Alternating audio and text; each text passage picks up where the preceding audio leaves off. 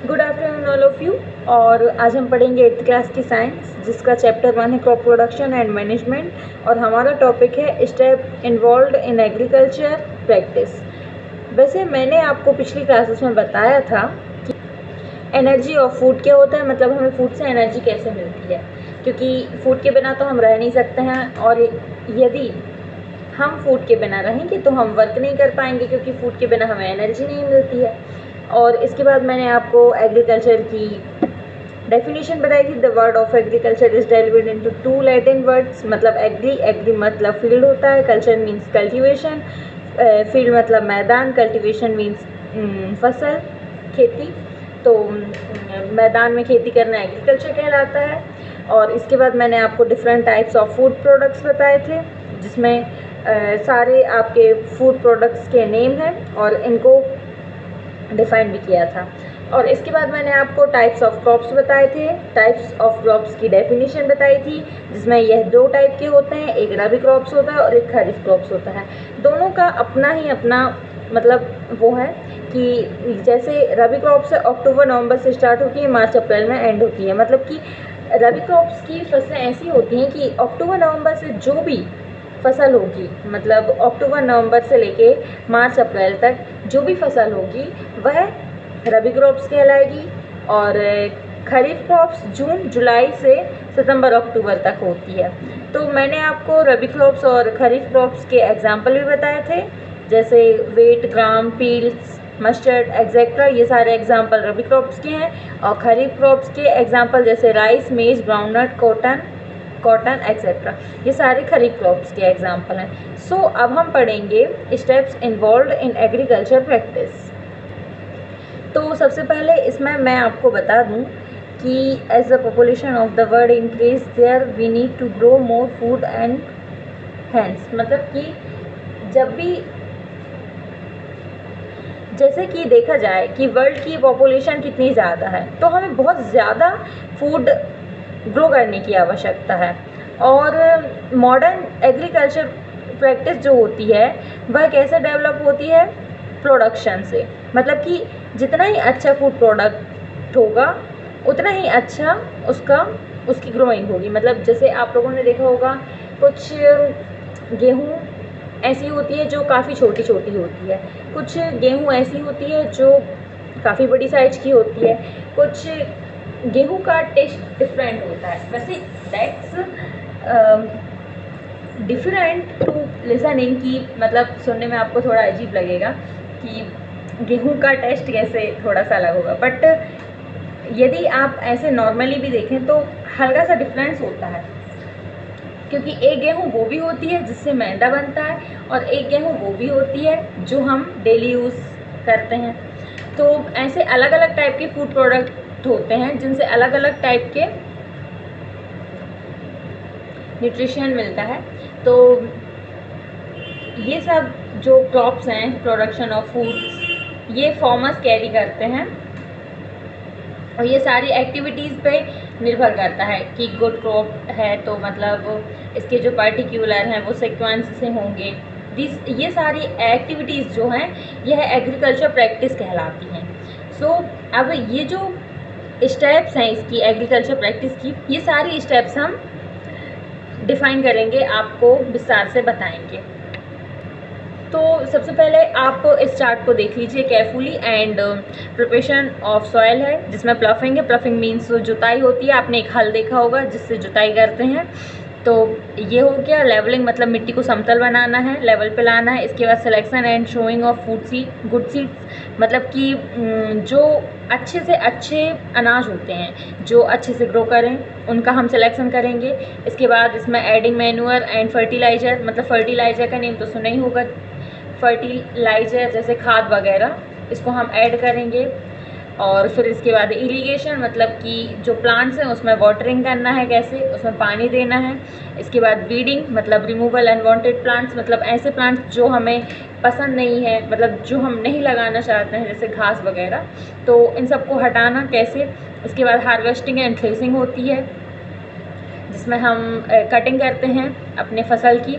और इसके बाद उसके लिए स्टोरेज देखना, उसके बाद protection of crops from animal paste and microwaves, मतलब कि जो भी हमारी फसल है उसको हम कैसे प्रोटेक्ट करके रख सकते हैं एनिमल्स से, पेस्ट से और माइक्रोब से।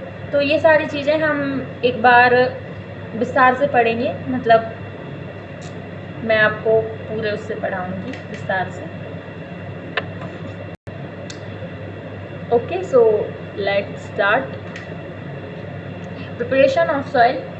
The preparation of soil is a very important part of growing plants, क्योंकि मिट्टी ही एक ऐसा मतलब सोर्स है पौधों के लिए सबसे ज़्यादा इम्पोर्टेंट है, क्योंकि यदि मिट्टी सही नहीं है तो फिर पौधे कैसे सही होंगे, क्योंकि पूरा जो मिनरल्स है उसको न्यूट्रिशन है ये सारा कहाँ से मिलता है, मिट्टी से।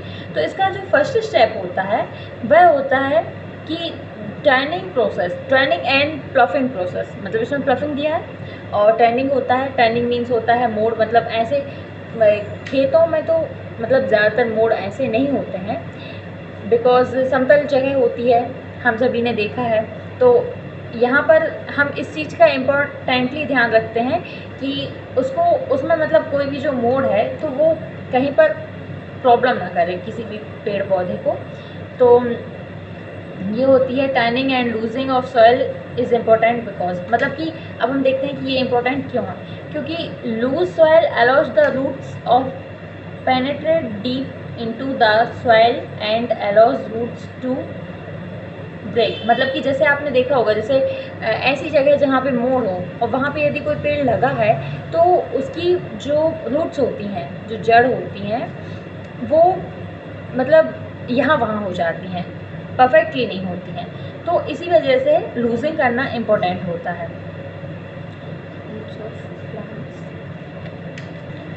यहाँ पर लूज से मतलब है कि मिट्टी जो है उसको हल्का सा लूज़ होना चाहिए। यदि वह ज़्यादा टाइट रहेगी तो उससे मतलब पौधे पर नुकसान भी पड़ सकता है, क्योंकि आप लोगों ने देखा होगा जैसे गमले में हम पौधे वगैरह लगाते हैं तो वहाँ की जो मिट्टी है हम उसको लगाने के बाद उसको एकदम टाइट नहीं रखते हैं, एकदम दबाते नहीं हैं, क्योंकि यदि हम उसको टाइट रखेंगे तो इससे पौधे पर थोड़ा सा असर पड़ेगा। इसीलिए हमें थोड़ा सा मिट्टी को लूज़ रखना चाहिए, क्योंकि इससे जो मॉइस्चर है वो मिलता है लॉन्ग ड्यूरेशन तक, मतलब काफ़ी टाइम तक उसमें पानी वो बचा के रखती है मिट्टी। वैसी मतलब जैसे हल्का सा लूज़ रहेगा तो वो बचा के रखेगी, और यदि आप ज़्यादा ही उसको टाइट कर देंगे तो उसमें इनडायरेक्टली पानी नीचे हो जाएगा और इसमें सूख भी जाता है। लेकिन हल्की सी गीली मिट्टी है और लूज़ है तो वो सूखने में थोड़ा सा टाइम लेता है, तो इससे मॉइस्चर ज़्यादा टाइमिंग तक बना रहता है। और जो लूजिंग सॉइल है ये वीड्स को हटाने में और अदर अनडायजेबल प्लांट्स जो हैं इनको हटाने में हेल्प करती है। The loosing soil helps to grow the earthworms and microbes present, और अर्थवॉर्म्स से बचाने में हेल्प करती है। ये सारे जो माइक्रोब्स होते हैं ये फ्रेंड होते हैं फार्मर के, because they first loosen the soil and add humus to it.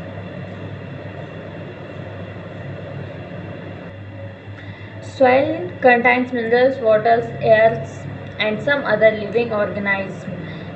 जो सॉइल है इसमें सबसे ज़्यादा मिनरल्स होते हैं और ये वाटर को भी रोक सकती है, एयर भी होती है इसमें, और सारे जो अदर लिविंग ऑर्गेनाइज्म होते हैं छोटे छोटे जो पौधों को ग्रो करने में हेल्प करते हैं, ये सब मिट्टी में होता है। And animals therefore virus nutrition heat in the dead organism are released back into the soil।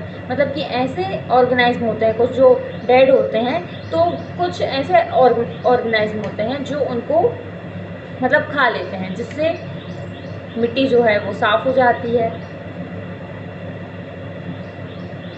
और ये जो प्लांट्स हैं हमें इसीलिए न्यूट्रिशन देते हैं। अब इसके बाद है प्लफिंग। प्लफिंग मैंने आपको बताया था, हल से जोड़ना प्लफिंग कहलाता है। जैसे प्लफिंग की यदि हम डेफिनेशन देखें तो the soil of the field must be loosened and turned so that these are provide to penetrate deeper. This process is called ploughing. मतलब कि वो जो हल जोतने वाली प्रोसेस होती है इसे हम प्लफिंग कहते हैं। प्लफिंग जो है वो मिट्टी में की जाती है और प्लव जो होते हैं वह मिट्टी और आयरन से बनता है और बहुत बड़ा होता है। प्लव मतलब कि हल, आप सर्च कर सकते हैं हल, तो आपको उसकी पिक भी मिल जाएगी, या तो फिर आप बुक से पढ़ें तो उससे भी आपको समझ में आ जाएगा। If the soil is very dry, ये जो मिट्टी होती है ये बहुत ही ड्राई होती है। इट में नीड वाटरिंग बिफोर प्लफिंग, क्योंकि इसे प्लफिंग करने से पहले पानी की ज़रूरत होती है। और ये जो प्लफ है यह पीस ऑफ सॉइल होता है जिसे क्रम्स कहते हैं। It is necessary to break this crumbs with the plant, मतलब कि इसको हम आराम से क्रम्स कर सकते हैं प्लांट से। Then after levelling of field is necessary, अब इसके बाद हम क्या करेंगे, लेवलिंग, क्योंकि ये वाली जो फील्ड है वह ज़रूरी होती है, क्योंकि यदि जगह समतल नहीं होगी तो हमारे पेड़ पौधे समतल कैसे होंगे, मतलब समतल जगह में कैसे होंगे, नहीं तो फिर वो ऊपर नीचे होंगे।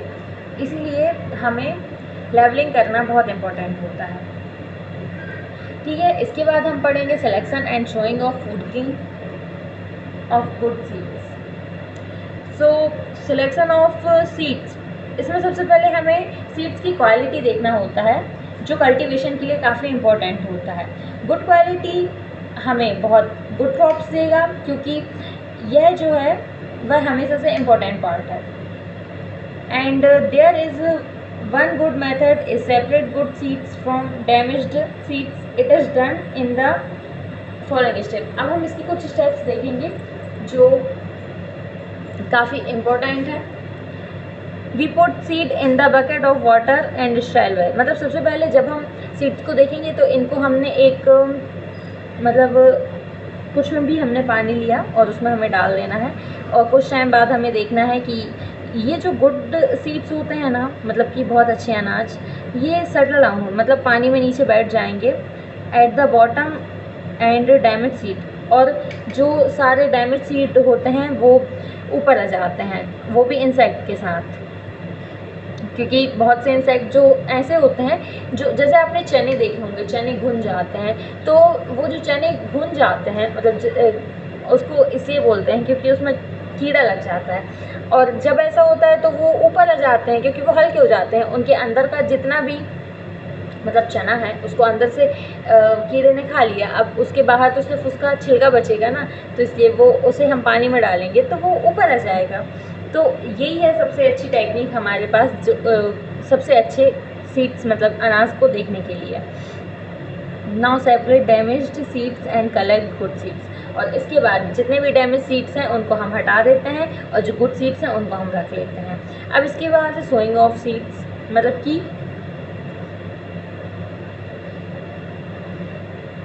कि अब हम इसमें सोइंग पढ़ेंगे। The process of plants seeds is called sowing, मतलब कि जो प्रोसेस है प्लांटिंग की उसे सोइंग कहते हैं। There are two methods of sowing, the seeds traditional method and seed drilling, मतलब जो सोइंग ऑफ सीड्स की मेथड है ये दो होती हैं, एक ट्रेडिशनल मेथड होती है और दूसरी होती है seed drawing. The tools used traditionally of sowing seeds is shaped like funnel, मतलब ये जो टूल्स होता है जिसका ट्रेडिशनिंग ऑफ सोइंग सीड्स है, जिसे हम फ्यूनल कहते हैं। The seeds are filled into the funnel, passed down through 2 और 3 पाइप्स, और इसे 2 और 3 पाइप्स में डाला जाता है। और इसके बाद कुछ ऐसा होता है कि उसमें से सिर्फ 1-1 मतलब कि 1-1 2-2 दाने हैं, उसे हम ऐसे फेंकते जाते हैं। जैसे आपने देखा होगा बहुत से किसान जो हैं वो खेतों में ऐसे 1-1 2-2 दाने करके फेंकते हैं और इससे ही मतलब खेती करते हैं। उसके बाद फिर वो पौधे उगने लगते हैं। कुछ दिनों बाद ये जो ड्रिल है, इसका एक जो ड्रिल भी आता है जो ट्रैक्टर्स में लगाया जाता है, इसमें भी ऐसा होता है कि जो पहले तो हमें सीड्स का चुनाव करना है, मतलब सही से सीड्स कौन से हैं, और फिर इसके बाद हम उसे उसी ड्रिल की सहायता से 1-1 2-2 करके उसे हम खेत में डालते जाते हैं। तो ये हो गया आपका selection and sowing of good seeds, मतलब अच्छे सीड्स का चुनाव कैसे करें। इसके बाद हम पढ़ेंगे एडिंग मैनुअल एंड फर्टिलाइजर्स। सो तब तक के लिए आपको प्लफिंग की डेफिनेशन और सिलेक्शन और सोइंग ऑफ गुड सीड्स, ये सारी चीज़ें और जितना भी मैंने पढ़ाया है उसका रिवीजन करना है, एक कॉपी में नोट करना है और मुझे सेंड करना है। तब तक के लिए goodbye, have a nice day.